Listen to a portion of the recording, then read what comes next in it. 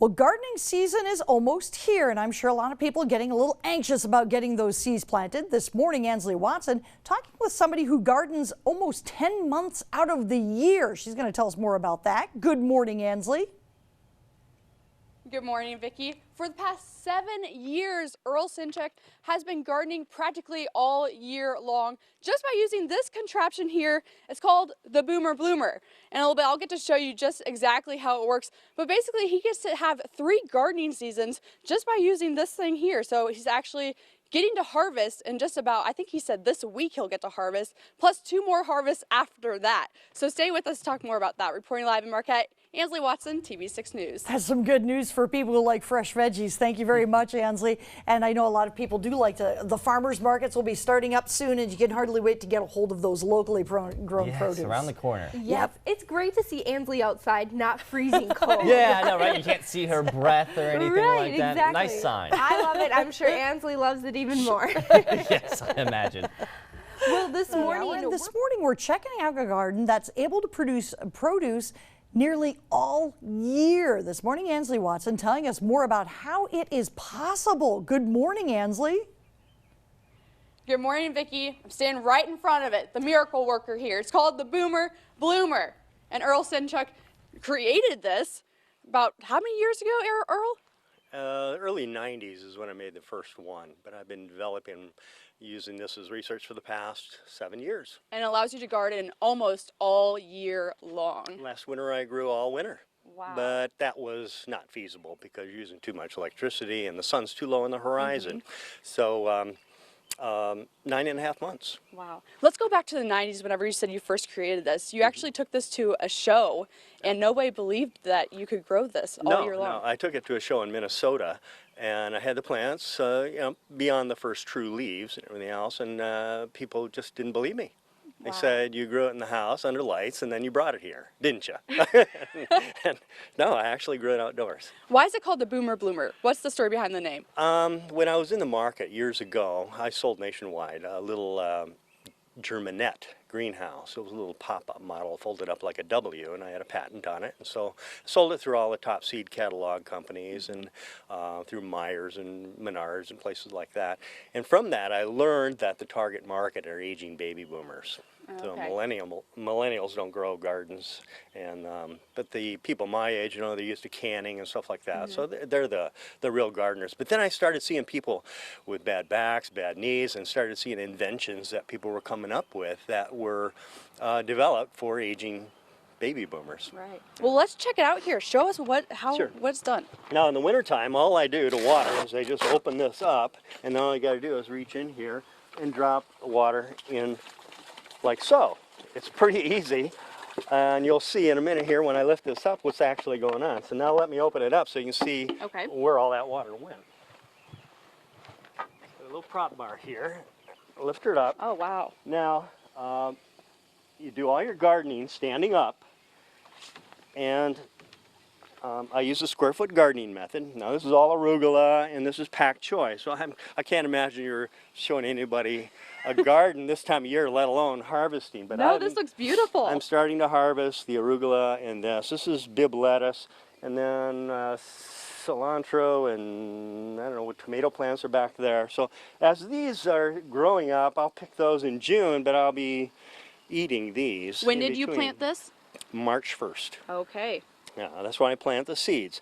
Now there's a heating bed inside of this thing that keeps everything nice and toasty in here.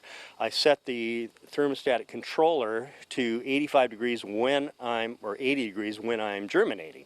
Now everything comes up in like 2 days. And then I'll turn the temperature down from there. So even though there's a sensor in the ground here that will sense the temperature, so whatever I set the controller at, it'll be at that level. It'll be exactly that temperature. No matter where you plunge your thermometer down, it's going to be 80 degrees, 4 inches down. But at the surface, just under the plant, it's going to be 65 degrees where they like it. So with the canopy down and it's all sealed and everything, it traps the heat. And so the plants don't know it's wintertime. Oh my goodness.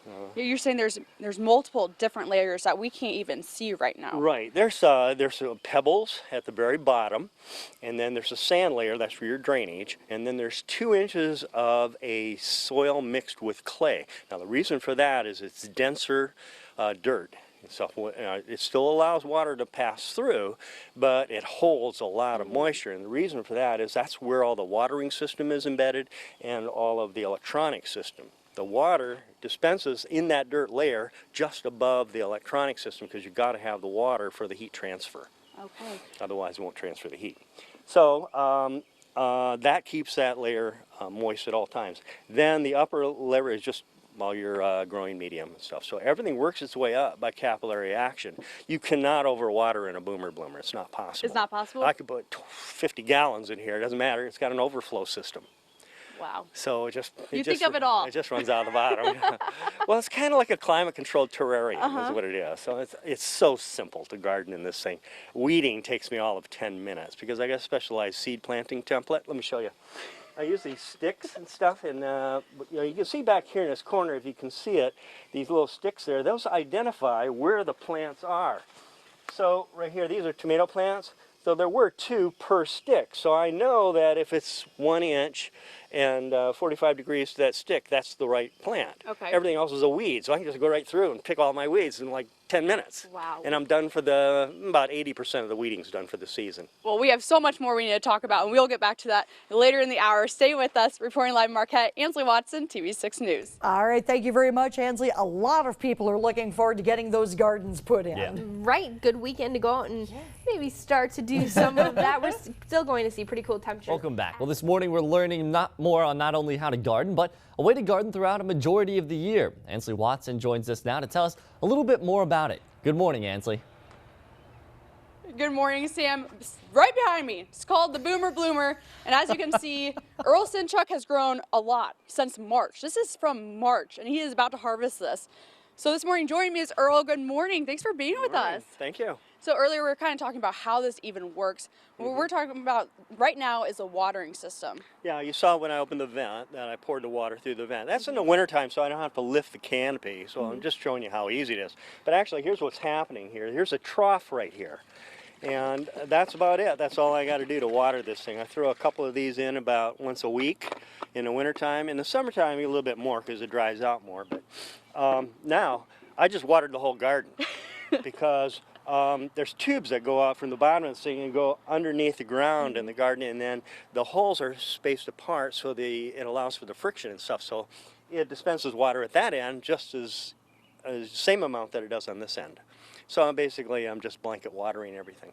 Now you do 3 growing seasons, is that correct? Right. I start in March 1st, and I'll grow until about the middle of May. This will all be harvested in another 2 to 3 weeks. And what are we looking at right now? This is pak choy. I got this from seeds from Ray Bush in Partridge Creek Farms. And then this is arugula, spinach.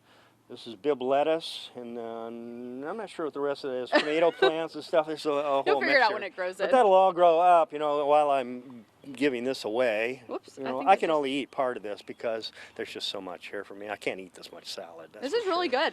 It's tasty, isn't it? This is a pak choy? Pak choy. Pak choy. Yep. And it's all organically grown. And these boxes are all controlled by this one controller. I can control up to 4 of these boxes at once. Now my idea on this was not to create a garden because I've been designing greenhouses for 22 years. So that part was really a no-brainer. I wanted to design something for aging baby boomers so they could do all their gardening standing up. But I also primarily designed this to create employment across the United States because this box can be produced by any truss manufacturer anywhere in the United States, and they just happen to be spread out evenly. So the boxes can be made anywhere. So what I was going to do, my initial plan, a bit altruistic, but I was going to take the rest of the elements in here and provide them as a kit. So I could ship them out anywhere in the United States, and then people could create employment for themselves by manufacturing these locally to serve the interests of assisted living facilities and nursing homes and stuff like that. Because you can garden from a wheelchair. So people can grow their own gardens in the nursing homes and grow their own food. So with climate change and everything else happening, more and more people need to get into growing their own food. Now you're talking about the material that you use for the top here. What is that? Right, this is called a Grifflin TX 1600. It's high-density polyethylene laminate with polyester scrim. It's got UV inhibitors in it.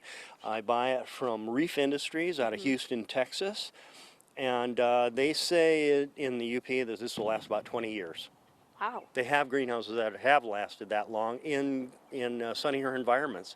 So it'll easily go 20 years here. Now, real quick, if somebody wants to come check out this, other than where you have it here at your house, where can people go find these? I've got 4 prototypes being tested right now. 2 of them are out at Partridge Creek Farm. People can go out to Partridge Creek Farm anytime they want, go inside the greenhouse. There's a big Upertopia greenhouse as well, and there are several of these inside of that. So just walk in, look around, just make sure you close the lid back down. All right. Well, Earl, thank you so much. It's been You're a welcome. very interesting morning. Thank you. Reporting live in Marquette, Ansley Watson, and we'll be back with more of your TV6 Morning News after the break.